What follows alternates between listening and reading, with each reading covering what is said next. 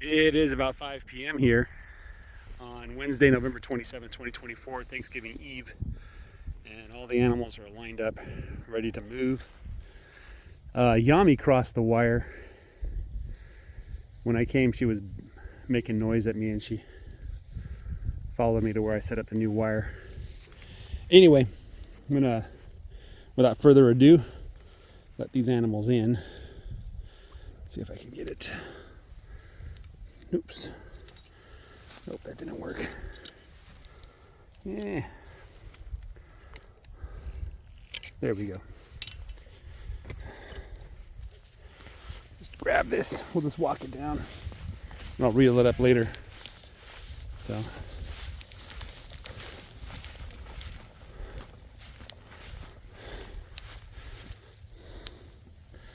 Good enough. All right, there's all the animals crossing.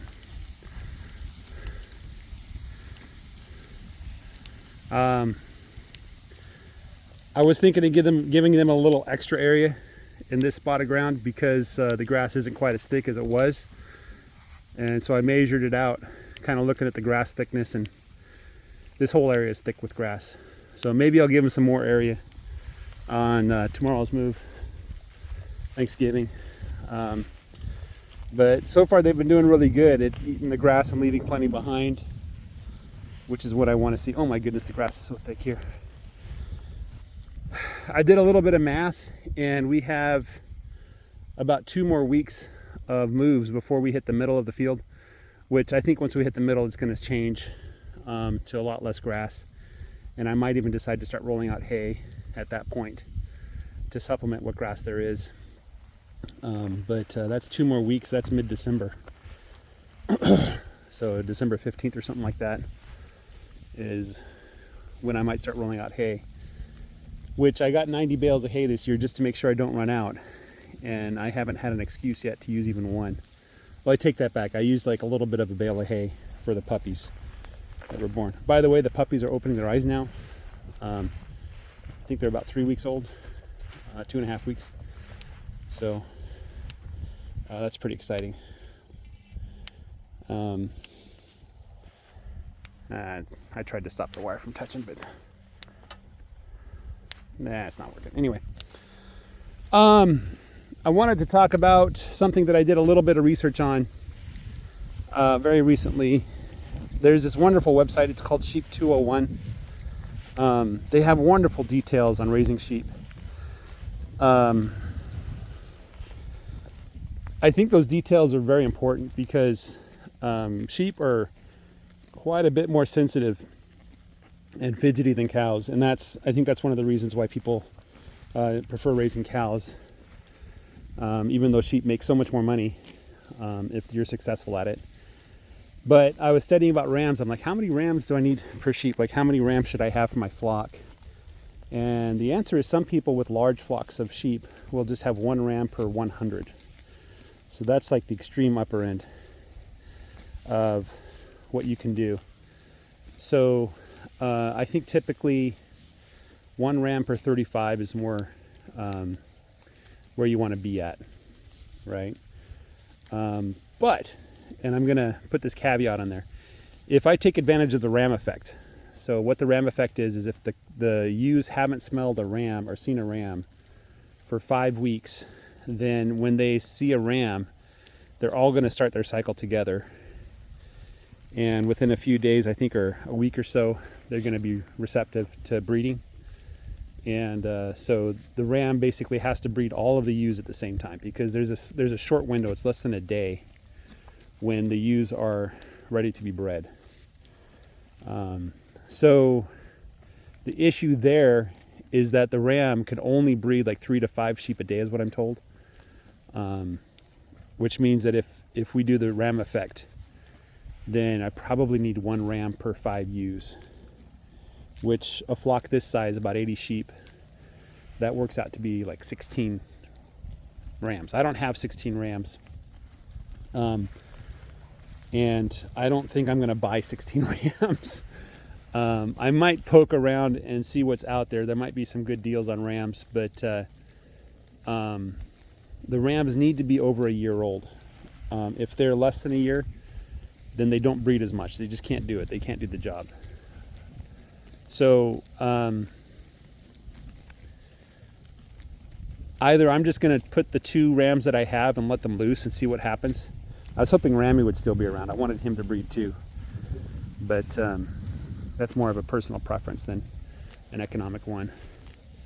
So either I'm going to let those 2 rams do their duty. I don't think I want to bring the other rams on. Number 1, they're too young. Number 2, I don't want their genetics in the flock. I might go to the guy that sold me these ewes and say, hey, I probably should get some rams. Alternatively, what I do is just let the rams do what they do, see how far they go. There's a chance the rams could kill themselves trying to breed. That's always a possibility. They lose condition during breeding season because they work so hard at it. It's a tremendous physical effort. There's a lot that goes on besides just the breeding act that requires energy. So the other thought is I keep all the rams that come out from good sheep, not the ones that have problems, the hoof problems and stuff like that. I keep those rams and then just build them up from the flock itself. I think that's another thing I can do. I did have plans, secret plans, to get like a really good ram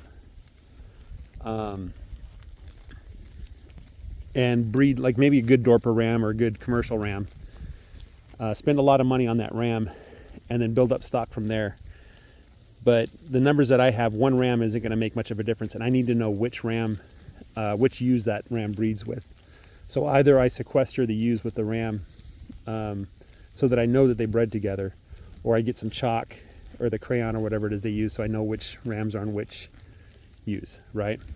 So that's kind of the question that I have to answer, is if I want to go that far. I don't think I do, and I'll probably do a quick search just to see what kind of rams are available, what price, because I do need like at least 10, I think, in order to make breeding to work the way I want it to. Okay. Now, that said, that's all according to the data that I read on the Sheep 201 site, and that may be overkill. I'm just going to see what happens with the 2 rams that I have, see if they can breed these 80 sheep. If they can, that's great. If they can't, then I'll know for a fact that they can't, right? Rather than spending a bunch of money on something that might happen. I'll know that I actually have to spend that money. So anyway, all that to say that I don't really know what I'm doing. I don't know any other way to put that. I'm just going to see what happens and then make decisions from there. I don't even know if this 8-month breeding cycle is going to work. Some of the data that I read on the website suggested that breeding them in, let's see, we're going to breed them in March and in July and in November of different years. The July breeding might not work because it's too warm. So there's a possibility that a lot of these sheep aren't bred. I'm pretty certain that many of them are. I've already seen several that have engorged, teats. And like this one might not be bred. I think that's a lady. Maybe she is. The bag's a little bit big. That one's probably bred because the bag is big. And so we should be seeing lambs soon. And I know I was looking at a big white one that was definitely bred. She had an inflamed rear end and she had a big bag. So she's probably closer than the rest. And she's a big one too, so I kind of want to keep her. So anyway, guys, that's where I'm at. It is dark. It's about 75 degrees right now. This is probably the last day above 70 until next year. So we'll have to wait until April or May for temperatures in the 70s again. That said, we won't be getting sub-zero freezing temperatures anytime that I see in the future. Maybe a couple days where it'll drop below freezing, a couple degrees. And I might get concerned about, the line freezing or water freezing. This is the one that I think is bred. Let me show you her rear end. This is one that I bought from my neighbor, so it wasn't top quality sheep. You see the bag's a little big. The rear end's kind of puffy and pink. So I think she's getting close to breeding or lambing. So we'll see. I'll see what happens. Based on what happens, I'll make decisions and adjust accordingly. So guys, have a great day. Take care and bye-bye.